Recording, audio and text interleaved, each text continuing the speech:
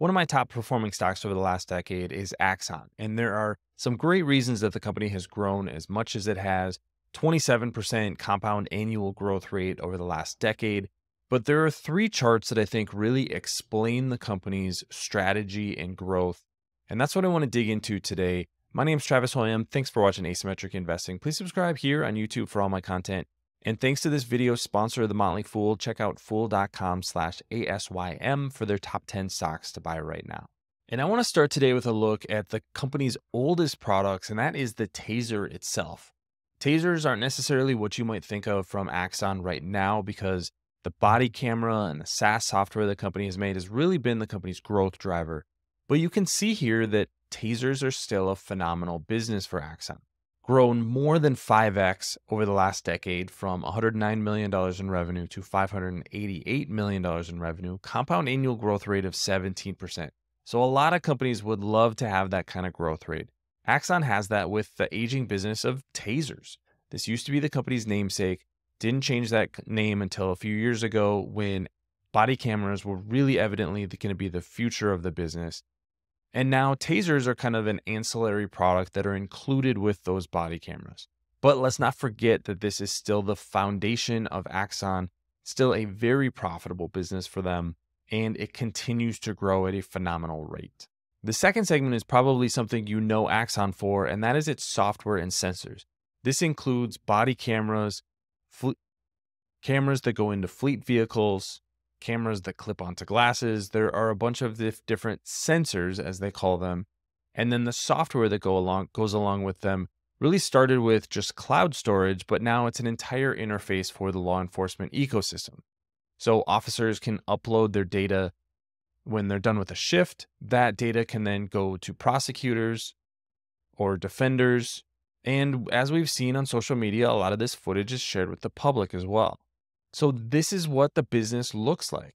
In 2012, software and sensors, or the body camera business for Axon, was just a $5.7 million business. Today, that is a $879.4 million business over the last 12 months. In 2024, it's likely this business will pass $1 billion in revenue. So this has been the growth driver for Axon. You can see that 60% compound annual growth rate there at the bottom. And this is really the biggest reason that Axon has been the successful stock that it is. But there's more to the story than that. And I'll get to that in just a second. Thanks to our friends at the Motley Fool for sponsoring this video. Visit fool.com/ASYM for the top 10 stocks to buy right now. The big shift that Axon has made in the last few years is selling a lot of its products as a service. So instead of buying a Taser and then using it for 3 or 4 years, or buying a body camera and just subscribing to the cloud service, they bundle all of these things together. And for a monthly fee, officers get a Taser that is replaced every few years. They get a body camera that's replaced every few years, and you get all those cloud services that work with the entire law enforcement ecosystem. And this is a look at the revenue that they're generating from that recurring revenue. Now, this chart goes back to 2016. This is not a business that is particularly old, but you can see that $40 million in revenue in 2016, and in the last 12 months, $619 million in revenue. But there's more context that I think is needed for this business. This is a look at Axon's future contracted revenue. You can see that after the third quarter of 2023, $5.8 billion in total company future contracted revenue. So that's SaaS, that's sales of Tasers, that's sales of body cameras that are part of those long-term contracts. One of the things that has really been shocking to me over the last few years is that those contracts are now, in a lot of cases, 10 years in duration. You can see that the net revenue retention, which is a metric that we use for software businesses to say how much is revenue growing at existing customers, that's 122%. That is a phenomenal ratio for any sort of SaaS business. This is becoming really the powerhouse for Axon, is these long-term contracts that they're signing with law enforcement agencies.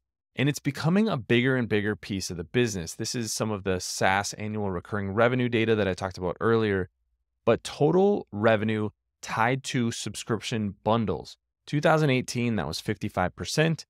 2022, that was 90%. And it looks like that number is only going to go higher. So this has really become the growth driver for Axon. gives the company a lot of visibility to revenue and margins in the future, and it ends up being an extremely profitable business as well. From a growth perspective, I think the real opportunity for Axon is to increase the share that it has in all of these products in areas outside of the US and the Commonwealth. So Europe, Latin America, and Asia, there's very, very little penetration of Axon's products. So there's growth opportunities in the US and countries like the UK and Australia. But the real upside for the company is expanding in these parts of the world where it has almost no presence right now. So the takeaway for investors here is that there's a lot of growth drivers for Axon, and the foundation for the company is really the company's Taser business. As old its business, it was the foot in the door for a lot of these products. But the growth is coming from sensors and software services like cloud storage that have just had phenomenal growth over the last decade. And it appears that growth is going to continue because of the company's shift to a subscription model. I talked about $5 billion in backlog, contracted backlog, and contracts that run out to 2033. That is a great foundation for the business. And that's really the payoff for a lot of the investment in sales and administrative costs that the company has put in over the last 10 years. I'll show this chart here that I've shown before that SG&A expenses grew much quicker than revenue did over the last 10 years. And management did this intentionally. They have talked about this on conference calls saying, hey, we're not trying to run a profitable business right now. We're trying to scale this business and grow it as fast as possible. And eventually you can flip the business to profitability, which Axon has done in the last 2 years. The net income number is starting to increase. Still a very expensive stock at about 60 times earnings. But given the company's growth story, the trajectory that we have in sales of tasers, body cameras, and those software services and those long-term contracts, this is a company that has a very, very bright future. It's definitely not a value stock, and that's really the hesitation that I have. I do own shares, but it's not the kind of company that I'm expecting to outperform the market by a wide margin over the next 10 years, just because a lot of that growth is already priced in. But hopefully these 3 charts were helpful in understanding Axon's business, where the growth has come from traditionally, where the growth is going in the future, and what we should look for as metrics to watch.